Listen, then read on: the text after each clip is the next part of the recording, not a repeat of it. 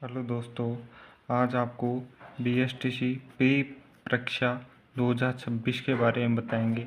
आपको क्या पढ़ना है और क्या नहीं पढ़ना है और कौन सी बुक पढ़नी है, कौन सी बुक पढ़ के आपको अच्छे नंबर लाने हैं, आइए हम एक स्टेप बाई बात करते जाएंगे। पहले अपन सिलेबस की बात करेंगे। तो आपके सिलेबस में है 50 क्वेश्चन आएंगे रीजनिंग के। एक क्वेश्चन होगा 3 नंबर का, 150 नंबर ही हो जाएंगे। 50 आएंगे सामान्य ज्ञान, जिसे बोलते हैं जीके को जनरल नॉलेज, 150 नंबर इसके आएंगे।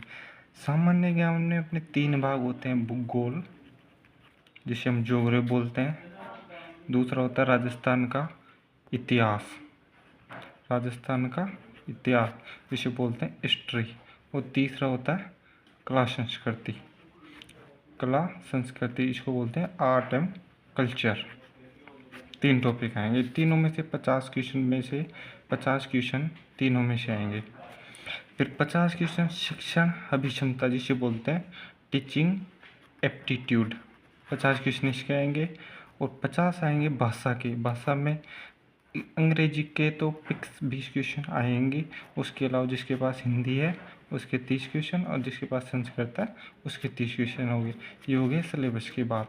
हम देखेंगे कि अपन को कौन सी बुक पढ़ना है और कौन सी बुक नहीं पढ़ना है। देखो, रीजनिंग के लिए सबसे बेस्ट बुक चलती है और रामनिवास माथुरिया की बुक चलती है। आपको एक बार थ्योरी पढ़ना है, उसमें पीवाई की बहुत सारी दे रखे हैं। PYQ बार बार उनको करना है, रामनिवास माथुरिया की। अब सामान्य ज्ञान में 3 हो गई। सामान्य ज्ञान में 10वीं क्लास में एक बुक चलती है, राजस्थान का इतिहास एवं कला संस्कृति। कौन सी? राजस्थान का इतिहास एवं कला संस्कृति। इससे बेस्ट बुक कोई सी भी नहीं हो सकती है। आपको इतिहास एवं कला संस्कृति के लिए ये बुक पढ़नी है।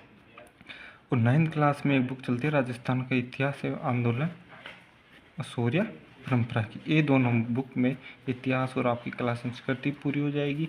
और बची भूगोल आप कहीं से भी पढ़ लेना, ज्योग्राफी में कभी भी कुछ भी नहीं बदलता है।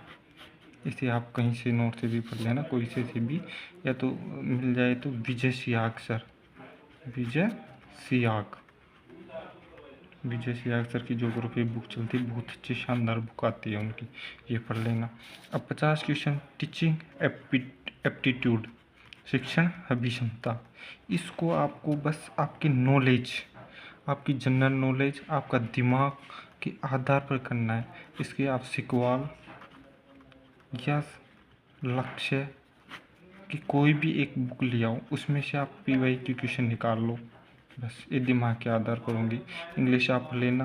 और हिंदी में एक 9th और 10th में एक हिंदी व्याकरण की बुक चलती है, हिंदी व्याकरण, उसको पढ़ लेना। उससे बाहर कभी नहीं जाएगा। अब जैसे हम नंबरों का वेटेज करिए, भाई कितना लेके चलिए, कितना क्या। सबसे बेस्ट नंबर आपके रीजनिंग में आ सकते हैं। किसमें? रीजनिंग में। आप रीजनिंग में कर दो, कितने क्वेश्चन कर दो? 40 क्वेश्चन, आराम से 40 तक पहुंच सकते हैं।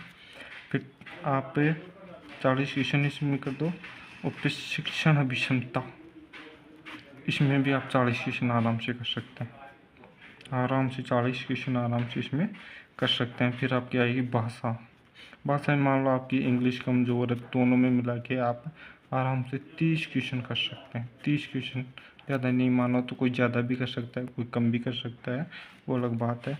और सामान्य ज्ञान, आप जो 12th पास हो, सब बच्चे 12th पास हो तो आपको इतना नॉलेज नहीं है, सबके पास अलग अलग सब्जेक्ट है। तो इस आधार पर आप कम से कम भी ना तो भूगोल, ज्योग्राफी जिसे बोलते हैं भूगोल, इसमें से क्वेश्चन बिल्कुल सटीक और जल्दी याद होने की संभावना रहती है। जैसे 9th 10th की इन बुकों को एक बार पढ़ लो।